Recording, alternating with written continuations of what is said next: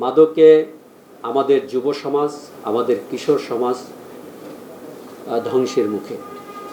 আজকে যে কিশোর গ্যাং আমরা দেখছি, এই কিশোর গ্যাং কারা, কীভাবে কিশোর গ্যাং উৎপত্তি হলো, এবং মাদক এ পর্যন্ত আমরা মাদক নিয়ে তো বাংলাদেশের যত আইন শৃঙ্খলা বাহিনী আছে, বাংলাদেশ পুলিশ, র্যাব, আনসার এবং আদার্স যত আইন শৃঙ্খলা বাহিনী আছে, মাদক নিয়ে কিন্তু আমরা বহু মামলা করেছি, বহু আসামি ধরেছি। কাদের ধরেছি? আমরা ধরেছি হলো যারা ইউজার এবং যারা ক্যারিয়ার বা যারা খুচরা বিক্রেতা। কিন্তু আমরা কখনো কিন্তু মাদকের যে গডফাদার, এই গডফাদারদের আমরা ধরতে পারিনি। আজকে এই জন্যই আপনাদের ডেকেছি কিছু বিষয় নিয়ে। মাননীয় প্রধানমন্ত্রী মাদকের বিরুদ্ধে যখন জিরো টলারেন্স ঘোষণা করলেন, তখন এই সিআইডি প্রথম উদ্যোগ নেয় যে মাদক শুধু ক্যারিয়ার আর ইউজার আর খুচরা বিক্রেতা আমরা ধরবো না, আমরা আইনের আওতায় আনবো মাদকের যারা গডফাদার আছে। আমরা এই পর্যন্ত মাননীয় প্রধানমন্ত্রী ঘোষণার পর থেকে, স্মার্ট বাংলাদেশ ঘোষণার পর থেকে আমরা এ পর্যন্ত 35টি মামলা প্রকৃত মাদক গডফাদার, এই গডফাদারদের আমরা অ্যারেস্ট করতে সক্ষম হয়েছি, তাদের আইনের আওতায় আনতে সক্ষম হয়েছি। শুধু তাই নয়, তাদের ব্যাংক অ্যাকাউন্ট আমরা ফ্রিজ করেছি, তাদের স্থাবর সম্পত্তি, বাড়ি, গাড়ি, জমি, এগুলি আমরা ফ্রিজ করেছি, ক্রোক করেছি। এই বিষয়টি বাংলাদেশের সাধারণ মানুষের জানা উচিত, বিশেষ করে যুব সমাজ এবং এই তরুণ সমাজদের এই বিষয়গুলি জানা উচিত। কারণ মুষ্টিমেয় কয়েকজন গডফাদারের কারণে, তাদের এই অবৈধ মাদক ব্যবসার কারণে আমাদের তরুণ সমাজ নষ্ট হয়ে যাচ্ছে, আমাদের তরুণ সমাজ কিশোর গ্যাংয়ে পরিণত হচ্ছে, আমাদের যুব সমাজ নষ্ট হয়ে যাচ্ছে। আপনারা দেখেছেন মাদকের টাকার অভাবে সন্তান বাবাকে খুন করেছে, এরকম করুণ ইতিহাসও আপনারা দেখেছেন। এই বিষয়গুলি বিবেচনায় রেখে আজকে আমরা 10টি মামলা সংক্রান্তে আপনাদের ব্রিফ করব, এবং 10টি মামলায় অবাক হওয়ার মতো যে 10টি মামলায় আমরা যে পরিমাণ 10টি মামলায় যে গডফাদার, এই গডফাদারদের আমরা অ্যারেস্ট করেছি, এবং আমরা যে মামলাগুলি হাতে নিয়েছি, মামলাগুলি তদন্ত চলমান, এবং কিছু চার্জশিট হয়েছে, কিছু আসামি অ্যারেস্ট হয়েছে, আবার কিছু মামলা চার্জ ফ্রেমও হয়েছে। তো আদালত আমাদের মামলার তদন্ত এবং চার্জ দেখে আমরা যখন যেভাবে আদালতকে উপস্থাপনা করেছি, আদালত সদয় হয়ে সেভাবে নির্দেশনা দিয়েছে। আমরা এ যাবৎ মোট 122 জন আসামিকে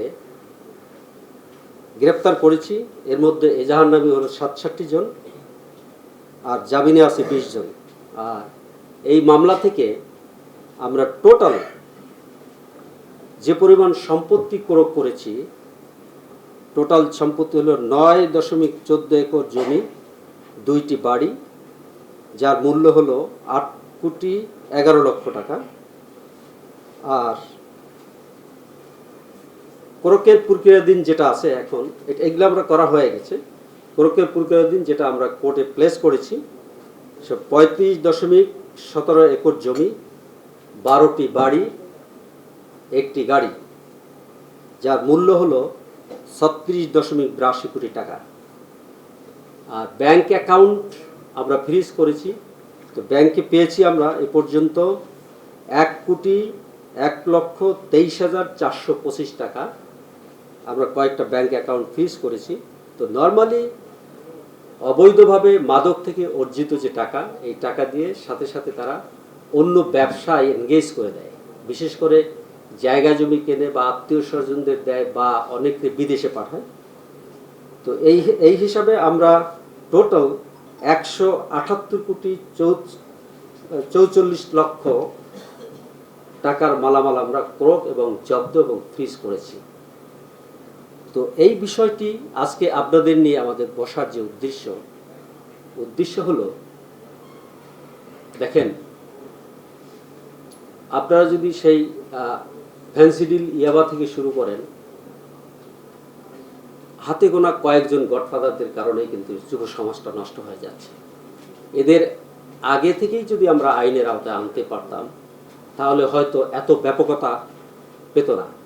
যাই হোক, আমরা সিআইডি প্রথম এই কাজটা হাত দিয়েছে এবং সিআইডি গডফাদারদের আইনের আওতায় আনতে সক্ষম হয়েছে।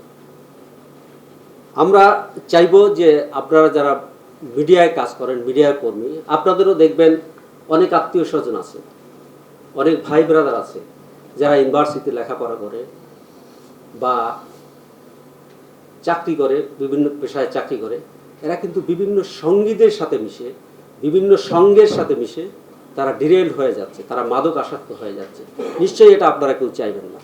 এবং এই সমস্যাটা আমরা আজ বাংলাদেশে প্রায় ঘরেই দেখতে পাচ্ছি।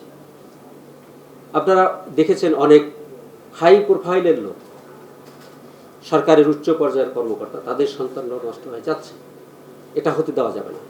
আমরা চাইব যে আপনারা এটা ব্যাপক প্রচার করবেন এবং যুব সমাজকে একটি সঠিক রাস্তায় আনতে হবে এবং যারা এই অপরাধের সাথে জড়িত তারা যাতে কোনো রকম ছাড় না পায়, সেই দিকে আমরা এই জুডিশিয়াল সিস্টেমে যারা জড়িত, বিশেষ করে তদন্ত, প্রসিকিউশন এবং জাজমেন্টে যারা জড়িত, আমরা প্রত্যাশা করব তারা সঠিক এবং সত্য ন্যায় বিচারটা করবেন।